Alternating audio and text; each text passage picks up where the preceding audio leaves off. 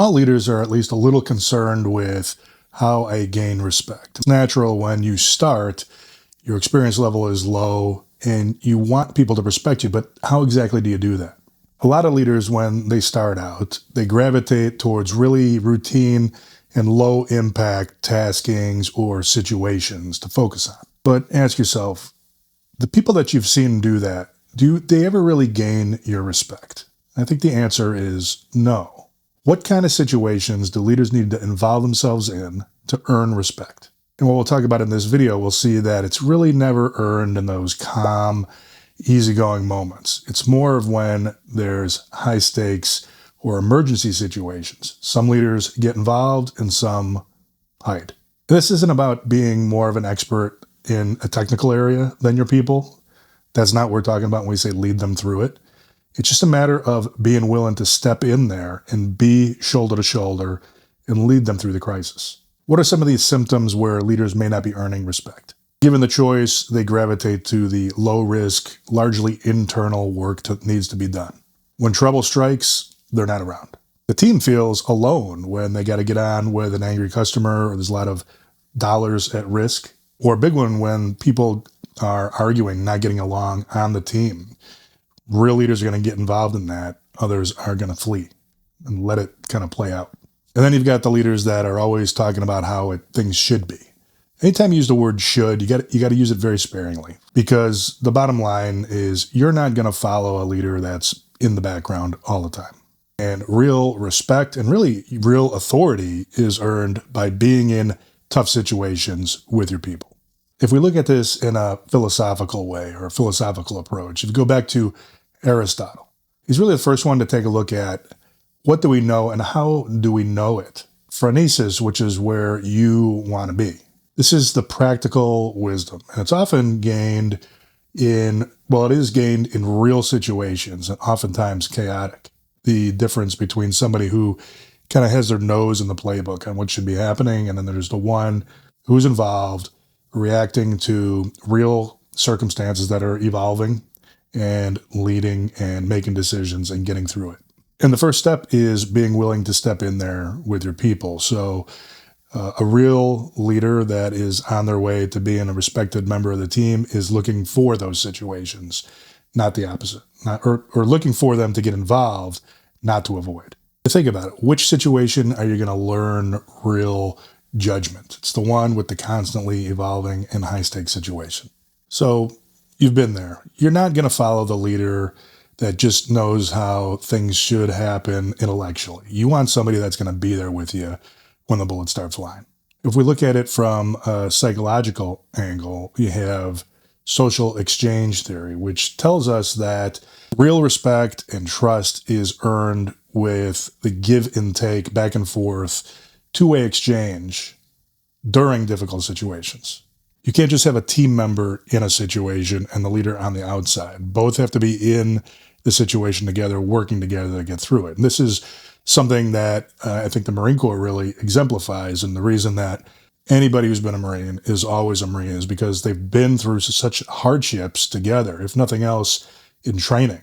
But you go through boot camp, you have all these shared experiences. And why is that? When you engage as a leader and when you share the hardships with your people, you're showing empathy. You're telling them that you realize this is an important situation and you want to be in there with them. Again, you don't have to be the technical master. You just have to be willing to be in there and be exposed.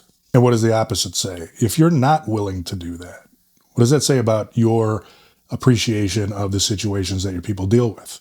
They're not interesting to you. Now, you may realize that they're difficult, but what people will get from that is that you're not interested in being part of that solution and thus not be a part of helping them solve their problem.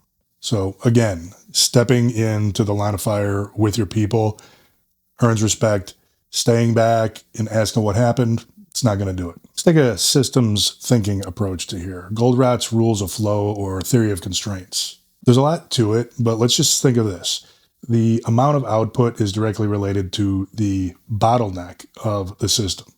So it's probably easiest to think of like a manufacturing scenario, which is shown in the graphic here. If you're able to produce 100 units, but the bottleneck of the system can only pass 50 through at a time, then your output is only going to be 50. So where does the leader belong in this theory of constraints? They belong at the bottleneck in making sure that that opens up.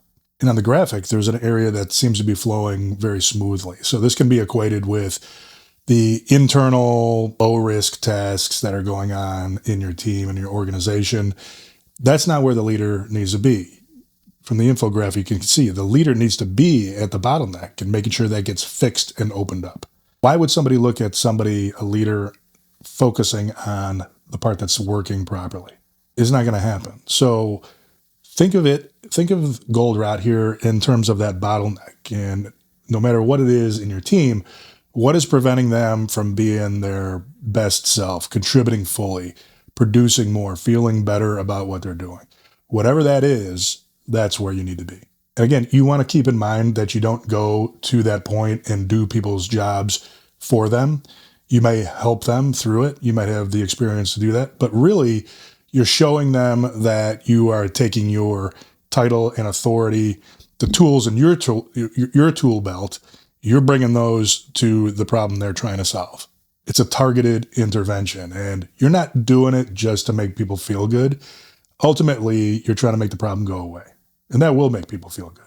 So how do we get past this pull to play it safe? And a lot of leaders are coached to play it safe. And I even saw this in the military. You got people who say, kind of steer clear. These are the kind of assignments you want.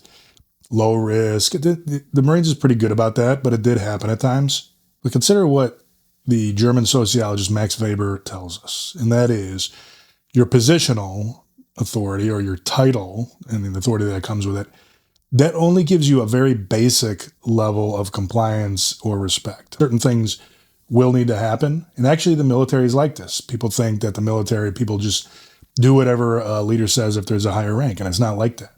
The position gives you only a very basic level of authority. What you want, and what military or Marine leaders are always striving to do, is get real willing compliance, the best people can provide or the best people can give. And they only do that when they respect leaders in the way they respect them. Or the reasons we're talking about here, their time's not going to be wasted. It's for a good cause. There's a lot of reasons. The one we're talking about here, though, is the need for you to be in the front lines. You have to be at the point of friction. We used to teach lieutenants tactics at the basic school, and we talked about Rommel being always at the front, at the point of friction, which is really hard to tell where that is at times. But when it does make itself known, you got to be there. Realize that you're going to be pulled to the easy path. And you're going to have people, here's something to consider, is you're going to have people for their own reasons coaching you to do that, but it's for the wrong reason for you. So they may be coaching you to make in ways that make them look better. That happens a lot too. If you forget everything else in this video, if you can look at yourself through the eyes of your people, if you can look at your job through their job, and if you can learn their job through them, be empathetic. If you can do that, instead of just coming up with your own ideas in your own head, be empathetic, then things will start to work out, because you're going to change your actions to suit what people's expectation is. And it's not just what they want to see happen or their preferences. I'm talking about their expectations with regard to what needs to be done. What's the mission to be accomplished? So how do you become this highly respected go-to leader in the team? You have to develop might be called targeted engagement or targeted involvement. So you're looking for those difficult situations that the people on your team are dealing with. First step is to be aware of them. You may not need to be involved in all of them, but you're aware of them and you're available to assist as needed. And this doesn't mean you're going in, doing people's jobs and solving it entirely on their behalf.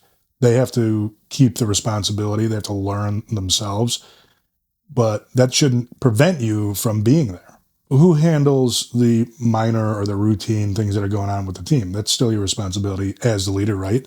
You should be able to rely on people to perform the routine. What are the high stakes moments, big ones, angry customers, a lot of money at risk, and then things within the team, and this is an internal consideration, but when people do not get along, or when they're fighting, or when they just are trying to undermine each other, again, you've got two types of leaders. You got the ones that kind of just stand back and let that happen, and then you got the ones who, it's not that you jump into the middle of things and separate, and there might be a time for that, but you have to be aware that that is a problem to be solved and get involved with it. And when you step into these moments, what you're really showing your team is you're willing to share the risk that they have on their plate that they can't avoid. You could avoid it, you choose not to. And then what you're going to find is when people realize that you're willing to be part of solutions to difficult problems, they're going to naturally seek your guidance. And yeah, that's going to create a little bit more work for you, but it's going to be a good work. It's going to be a good feeling. People are going to bring you real stuff. And that is what you want to be. Even if you're talking about people that don't directly report to you, you want to be a leader on that organization that's universally respected because you're willing to lead people no matter who they work for. Okay, so let's take a look at the action plan here. So we got some principles and we got some actions. Principles should guide your way of thinking about things, and actions are things you can do tomorrow, today, to change your situation. You want practical wisdom over the playbook. You want phronesis. You want to become an expert in the things that really work and solve problems. And again, be cautious of how many times you use the word should. Substitute should with will. This will happen because you're going to make it happen. Unblock obstacles. Don't usurp people's responsibility. Don't do things for them. Help. But you probably, being a leader or manager in an organization, you probably have authority that would be useful to break up some of those roadblocks. Used to say, clear the path for your people. And then 3, which is really the thesis of this whole video, is respect is earned in the difficult situations, not the easy ones. 4 actions. The friction your team experiences. Ask people, what is the biggest obstacle preventing you from doing your job? Nobody in the history of work has ever not wanted to answer that question when asked by their boss. 2 is you got to have an active resistance to the easy path. I mean, when things do come easy, you got to at least question, is this something that I need to be involved in, or can somebody else handle this? Number 3 is you got to be involved in the interpersonal clashes. You don't have to be a babysitter. You're not a counselor. But if work is not being done to the quality it needs to be, if there's production that is suffering and it's because of personality clashes, you don't just wait for those to work themselves out. Get involved. Maybe the people probably need to work it out on their own, but you got to expedite that. And lastly, think about where you can have some targeted engagement. That should be the purpose of meetings, is that people bring you information that helps you make decisions to allow them to proceed, but also that enable you to know when you need to get involved. And that's it. Hopefully this video helped you think about things a little differently. Easy situations don't bring the respect. So don't be afraid to get in there with your people. Don't do their jobs for them, but show them that you're willing to share the hardships. Or another way of looking at it, they're not there on their own. Because asking for, well, how did it go or what happened, unless you absolutely could not be involved at the time, that's a step backwards, the path to earning respect. Thanks for watching. Lead the team you have. Consider subscribing and following along for more leadership videos like this. Comment below if anything rang a bell or if there's anything you'd like to see in the future. Thanks.